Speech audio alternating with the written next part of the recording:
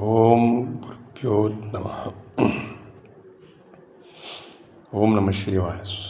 ప్రియాత్మ బంధువులారా, ఈరోజు మనం అనేక విధాలైనటువంటి రోగాలతో మనం బాధపడుతున్నాం చాలామంది. కాబట్టి ఎందుకు ఇలా జరుగుతుంది అంటే మనం ఆహార విషయంలోనే కావచ్చు, మరియు కూడా ఏ విధమైనటువంటి అదర అలవాట్ల వల్ల కానీ, మద్యం తాగడం వల్ల కానీ, లేకపోతే మాంసం ఎక్కువగా భుజించడం వల్ల కూడా కానీ ఈ రోగాలు వస్తూ ఉంటాయి. అంటే ఈ రోగాలు అనేటివి పూర్వ కర్మ వల్ల కూడా వస్తూ ఉంటాయి. కాబట్టి దయచేసి మీరు ఈ కర్మలను అదుపు చేసుకోవాలంటే రోజు కూడా కనీసం ఒక అరగంట అయినా ధ్యానం చేయండి. ధ్యానం అంటే మన యొక్క భ్రూమధ్యమున కళ్ళు మూసుకొని శ్వాసను గమనిస్తూ ధ్యానం చేయడమే.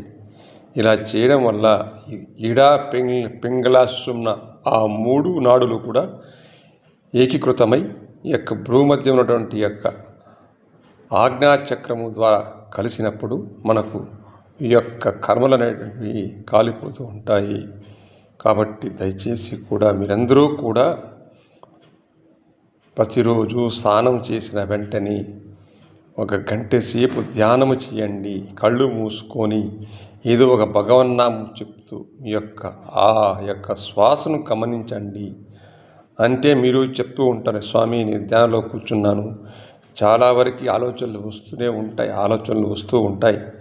కాబట్టి ఇప్పుడు మనం ఎలా అయితే ఒక ఆవును వదిలేసినప్పుడు అది తిరుక్కొని అంత కసు గడ్డి అంతా మేయేసి తిరుక్కొని సాయంకాలం అయితే ఇంటికి ఎలా వస్తుందో, కొన్ని రోజులకి మన యొక్క మనస్సు కూడా ధ్యానం చేయంగా అది తిరిగి ఆలోచనని విరమించుకొని ఒక స్థితికి రావడం జరుగుతుంటుంది. ఫర్ ఎగ్జాంపుల్, ఒక స్ప్రింగ్ లాగి వదిలేసాం, అది ఎగురుతూ ఉంటుంది. చివరికి అది ఏమవుతుంది, ఒకానొక సమయానికి ఒక 0 స్టేజ్కి అని వస్తూ ఉంటుంది.